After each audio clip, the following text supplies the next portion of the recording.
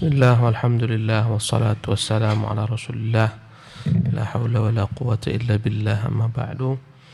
Qala al-musannif rahimahullah fi kitabih Sahih al-Bukhari babun idza asama qaumun min rajulin hal yu'aqabu aw yuqtas minhum kullihim.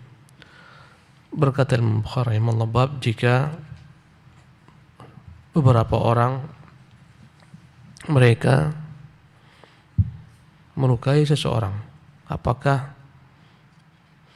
yang dihukum satu orang atau seluruh mereka juga dihukum? Kemudian Imam Bukhari rahimahullah menyebutkan beberapa riwayat. Wa qala Mutarrifun 'an Sya'bi, berkata Mutarrif dari Imam Sya'bi, fi rajulaini, tentang dua orang laki-laki, syahida ala rajulin annahu saraqa, dia pernah bersaksi atas seorang bahwasanya laki-laki itu yang mereka angkat atasnya kesaksian mencuri. Faqata'ahu Aliyun, maka Ali pun memotong tangan laki-laki itu dengan persaksian dua orang tersebut. Thumma jaa'a bi akhara wa qala akhta'na, kemudian dua orang itu membawa laki-laki lain dan mengatakan kami telah keliru, yang kami bawa tersebut bukan dia yang mencuri, ya, tapi yang ini yang mencuri. Fa abtala syahadatuhuma, maka Ali menolak kesaksian keduanya. Wa ukhidha bidiyatil awal, kemudian Ali bin Abi Thalib menuntut agar diberikan diat atas laki-laki yang pertama yang mereka tuduh mencuri, yaitu diatnya dengan 50 ekor unta. Wa qala, dan berkata Ali, law alimtu annakuma ta'ammadtuma laqata'tukuma, kata Ali, sekiranya aku tahu kalian melakukan ini, mempersaksikan persaksian ini, persaksian tidak benar dengan unsur kesengajaan, akan kupotong tangan kalian berdua. Maka riwayat ini menunjukkan bahwasanya keduanya jika sengaja akan dipotong kedua tangannya. Ya, ini menunjukkan qisas itu berlaku bukan hanya satu dengan satu. Jika orang banyak, ya misalnya 10 orang memotong tangan satu orang, maka 10 orang tangannya semuanya dipotong. Ya, An Ibnu Umar radhiyallahu anhuma, dan dari Ibnu Umar semoga Allah meridhai keduanya, anna ghulaman qutila ghilatan, ada seseorang anak yang dibunuh, ya, dan tak diketahui pembunuhnya, ya, kemudian lambat laun ketangkaplah pembunuhnya. Faqala Umaru law ishtaraka fiha ahlu San'a laqataltuhum, maka berkata Umar, sekiranya seluruh penduduk San'a bersepakat untuk membunuh anak laki-laki ini, aku akan bunuh mereka semua. Al-Hafidz Ibnu Hajar rahimahullah menyebutkan bahwasanya ada seorang laki-laki memiliki istri, dan laki-laki ini pergi jauh, dan dia meninggalkan bersama istrinya tersebut seorang anak dari, ya, istrinya yang lain. Kemudian istrinya ini ingin berselingkuh, ya, dan billah, maka teman selingkuhnya disuruh untuk membunuh laki-laki ini, membunuh anak kecil ini agar terhapus jejaknya.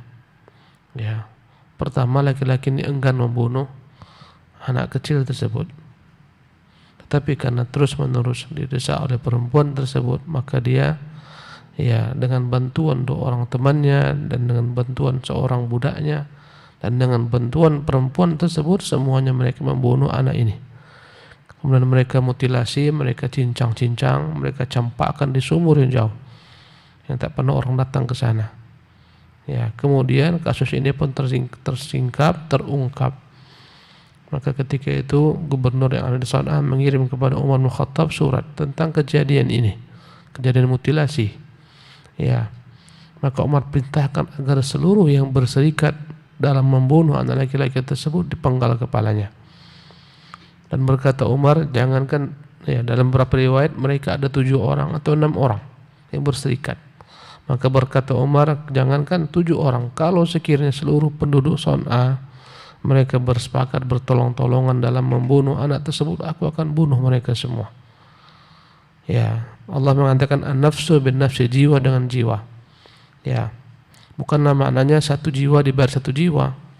Andai kata 10 jiwa membunuh 1 jiwa, maka 10 jiwa tersebut semuanya harus dihilangkan pula. Inilah dosa pembunuhan. maka tidak akan impas jika 10 orang yang membunuh dibunuh 1 orang sebagai perwakilan daripada 9 lainnya. Tidak, harus. Bahkan jika seluruh penduduk Son'a membunuh laki-laki ini, anak laki-laki ini, aku akan bunuh mereka semua, kata Umar bin Khattab radhiyallahu tabaraka ta'ala anhu. Wa qala Mughirah bin Hakim an abihi, berkata Mughirah bin Hakim dari ayahnya, anna arba'atan qatalu sabiyan, ada 4 orang membunuh seorang anak kecil. Ya, faqala Umaru mithlahu, 4 orang bersepakat membunuh anak kecil. Maka Umar pun mengatakan demikian, sekiranya seluruh penduduk Son'a membunuh anak ini, akan kubunuh mereka semua. Wa aqada Abu Bakr wa Ibnu Zubair wa Ali wa Suwaid bin Muqarrin min latmatin. Ya, kemudian telah membuat keputusan menetapkan Abu Bakar, Ibnu Zubair ketika menjadi penguasa, menjadi khalifah. Demikian juga Ali bin Abi Thalib ketika dia menjabat sebagai khalifah, dan Suwaid bin Muqarrin min latmatin, bahwasanya 1 kali tamparan tidaklah dikisos dengan 1 kali tamparan pula. Ya, sebagian para ulama berselisih tentang hukum menampar seseorang, apakah dikisos atau dibayar, ya, atau diberikan ta'zir. Sebagian mengatakan dikisos, ditampar maka dibayar dengan tampar, min latmatin. Ya, dan ini pendapat yang lebih sahih. Sebagian mengatakan tidak ditampar karena tampar itu berbeda-beda kekuatan tangan menamparnya, tak akan dapat sesuai dengan yang pertama karena berbeda-bedanya kekuatan orang yang menampar, boleh jadi melebihi daripada ketentuan yang pertama. Karena itulah cukup diberikan ta'zir, hukuman yang kembali kepada ijtihad imam.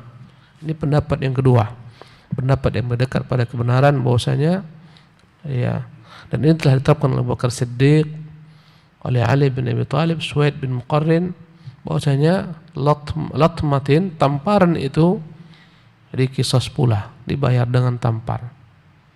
Ya, pernah suatu ketika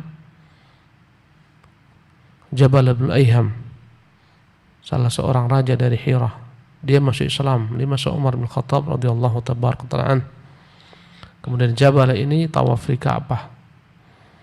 Ketika dia tawaf, ada seorang budak yang menginjak tanpa sengaja, ya, bajunya, sehingga membuat dia terjatuh. Maka marahlah Jabal bin Ayham semarah-marahnya karena dia seorang raja di Hira. Maka dia dekati laki-laki tersebut, maka dia tempeleng, dia tampar laki-laki tersebut sehingga muncul darah dari hidungnya. Ya, maka laki-laki tak terima, sampailah perkaranya kepada Umar bin Khattab radhiyallahu anhu ardhah. Maka Umar mengatakan kepada Raja Jabal bin Ayham, qisas. Ya, dia mengatakan, apakah akan diperlakukan aku sama dengan perlakuan terhadap rakyat biasa? Kata Umar, Islam telah menyamakan kalian. Kata Jabalah, kalau gitu beri saya tempo 1 malam memikirkannya. Diberikan tempo 1 malam. Ketika itulah Jabalah lari, ya, kembali ke Hira. Kemudian di sana dia murtad kembali, iyadzan billah. Nah, jadi intinya latmah, ya, tamparan itu mintai kisasnya. Inilah ketetapan yang ditetapkan oleh Abu Bakar, Ali, Suwaid. Wa aqada Umaru min darbatin bid-durrah.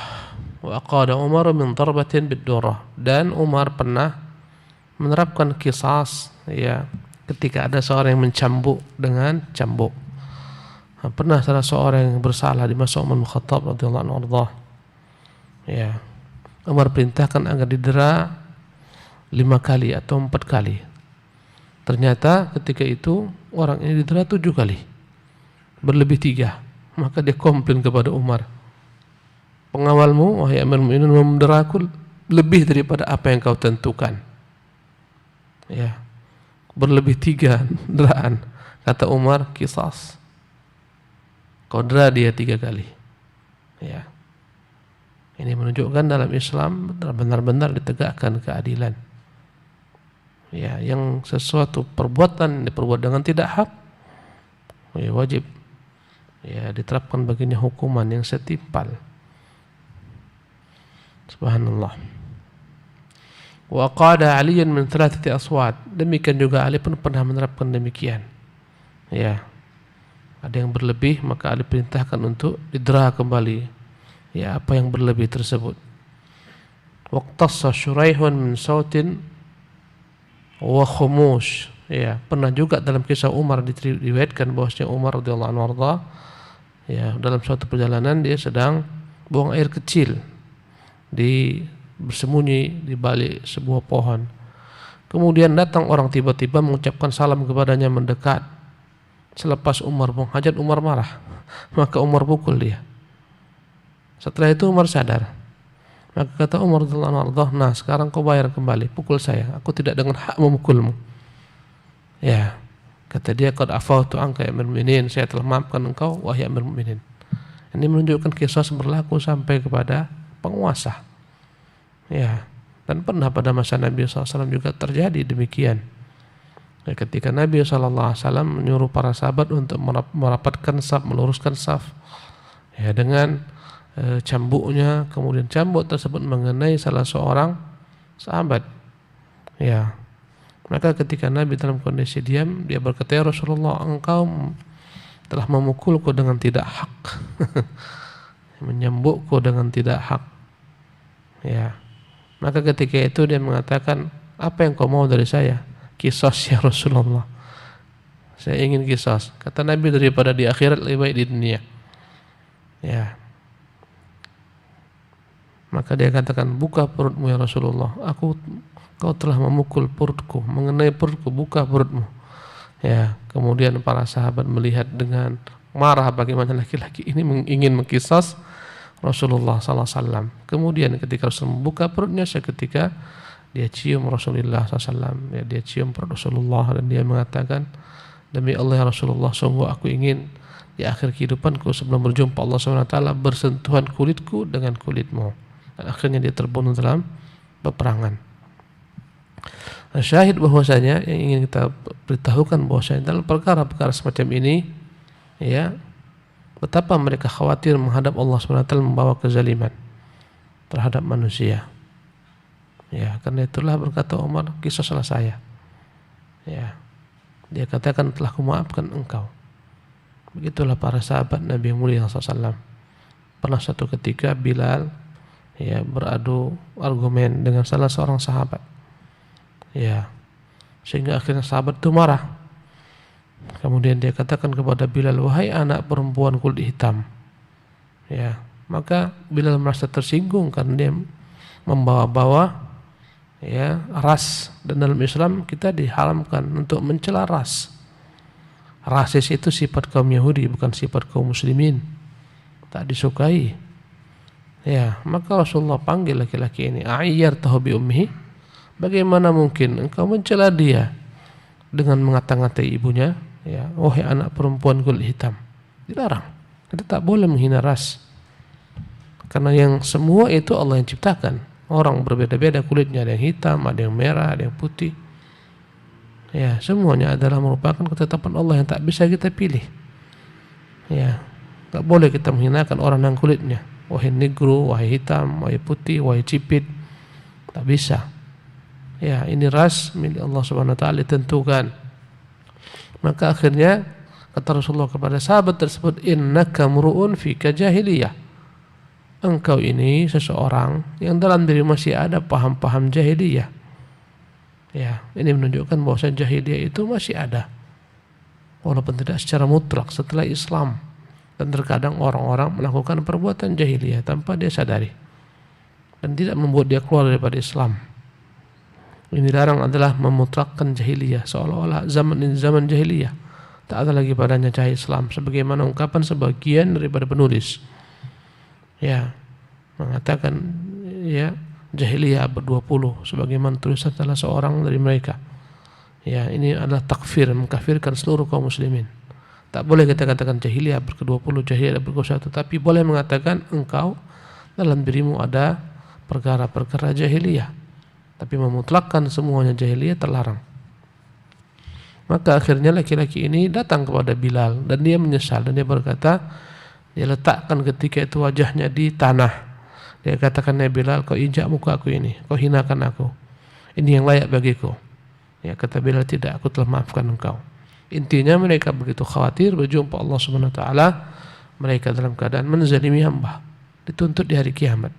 Subhanallah. Waqtassa Syuraihun min sautin wa khumus. Demikian juga pernah diadukan kepada Syuraih ketika menjabat sebagai qadhi, ada orang yang berbuat hal yang tak senonoh dengan seseorang, memukulnya, mempecutnya. Maka ketika itu Syuraih menerapkan qisas. Subhanallah. Nah, nantakil ya Syekh, tafadhal. Lanjut Ustaz. Bismillah. Babul qasamati. Wa qala al-Ash'athu bin Qaisin qala Nabi sallallahu alaihi wasallam syahidaka aw yaminuhu. Wa qala bin Abi Mulaikah lam yuqid biha Muawiyah. Wa kataba Umar bin Abdul Aziz ila Adiyin bin Artata wa kana amrahu alal basir Wa kana ammarahu alal basirati alal basrati fi qatilin wujida inda baitin min buyutis sammanin in wajada ashabuhu bayyinatan wa illa fala tazlimun nasa fa inna haza la yuqda fihi ila yaumil qiyamah. Babul qasamah. Kita pindah kepada bab yang baru, babul qasamah. Bab tentang qasamah. Al-qasamah adalah dari kata-kata qasamun, sumpah.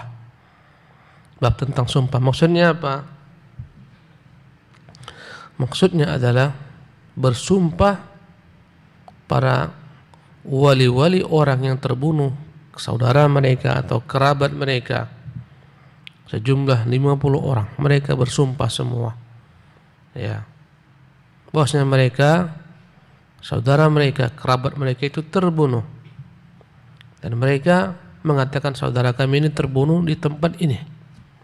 Kami bersumpah semua, kami berhak untuk menerima diat atas sahabat kami atau kerabat kami yang terbunuh ini.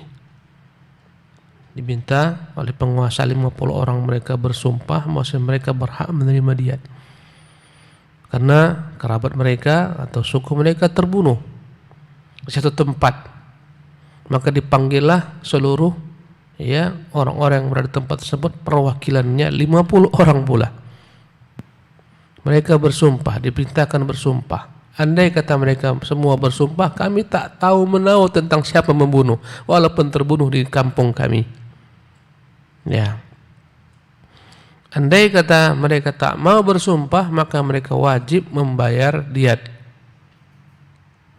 Berapa diatnya? 100 ekor unta atas satu nyawa. Kalau mereka bersumpah pula, kami demi Allah bersumpah tak mengetahui siapa yang membunuhnya dan bukan kami yang membunuhnya. Kalaulah mereka kembali bersumpah, maka diat tersebut pun dihapuskan. Jadi bagaimana nyawa yang hilang ini? Nyawa yang hilang ini diserahkan kepada Allah Subhanahu wa taala. Nanti akan disidang oleh Allah Subhanahu wa taala di hari kiamat. Di dunia lepas daripada hukuman. Karena tak ada bukti. Ketika dia terbunuh di sana, tak ada bukti karena semuanya bersaksi tak tahu menahu. Kalau mereka tak bersumpah, maka mereka wajib membayar diat.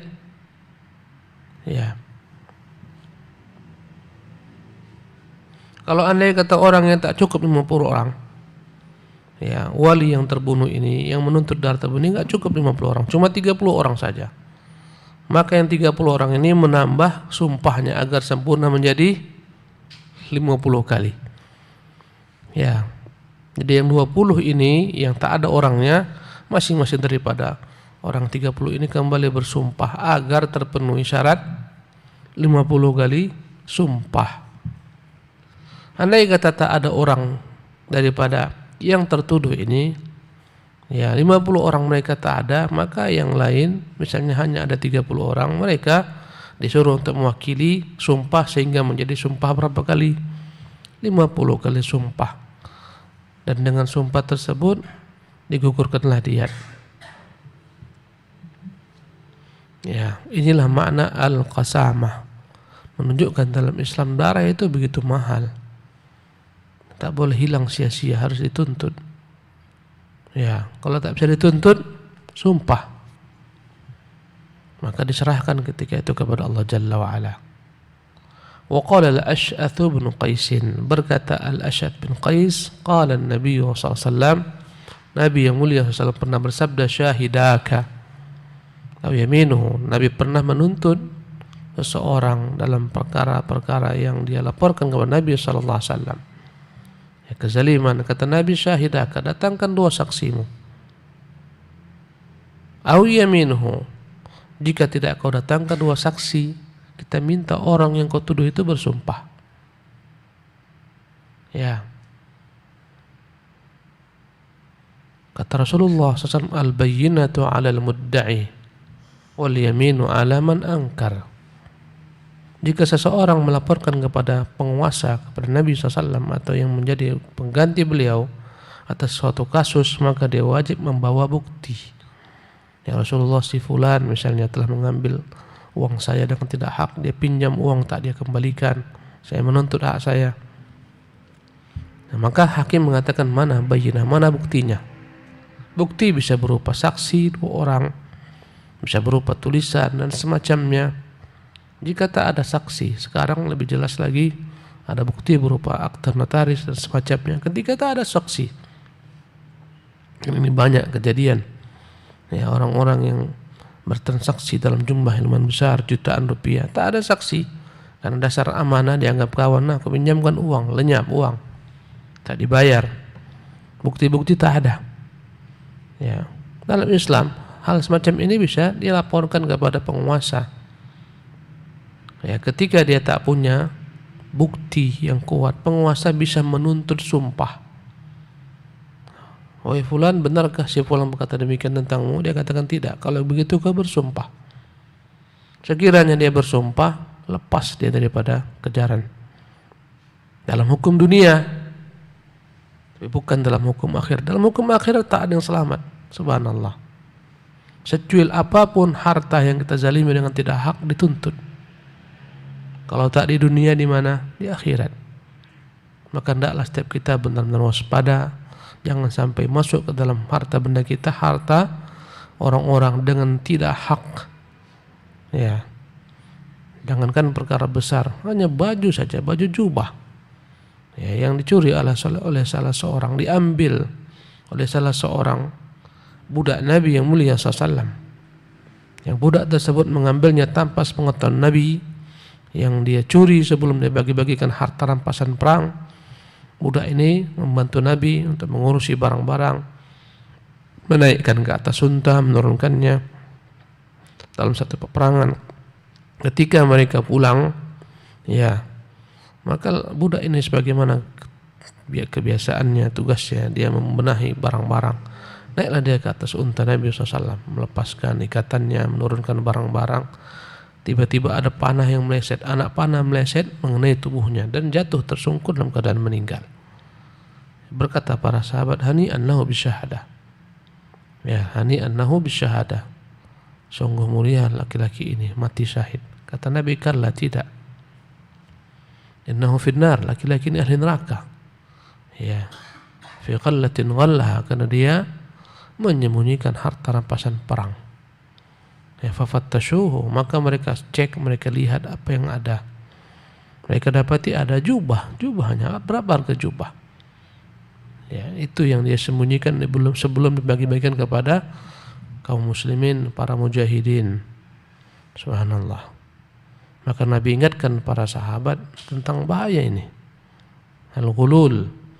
Maka ada yang bawa satu utas tali sepatu, satu utas tali sepatu. Yang belum dibagi-bagikan diambilnya. Kata Nabi, syaritun aw syaritan min nar. Satu utas, dua utas daripada tali-tali akan menjadi api neraka membakar. Ya, maka amanah mahal. Ya, tak bisa macam-macam. Orang-orang diberikan amanah memegang uang manusia, hati-hati dalam perkara ini. Jangan sampai menzalimi mereka. Ya. Orang-orang yang terlibat dengan pinjam-minjam uang, subhanallah. Di BMT kita banyak yang lari, puluhan juta yang tak bayar. ya, yang tak bayar puluhan juta, nilainya puluhan juta, melarikan diri tidak membayar hutang. Ya, di dunia lepas, orangnya nggak tahu kemana, ada yang pulang kampung macam-macam. Tapi namanya persidangan akhirat tak akan mungkin lepas, ya tak akan mungkin selamat. Satu utas tali saja kita zalimi hak orang kena, bagaimana jika banyak?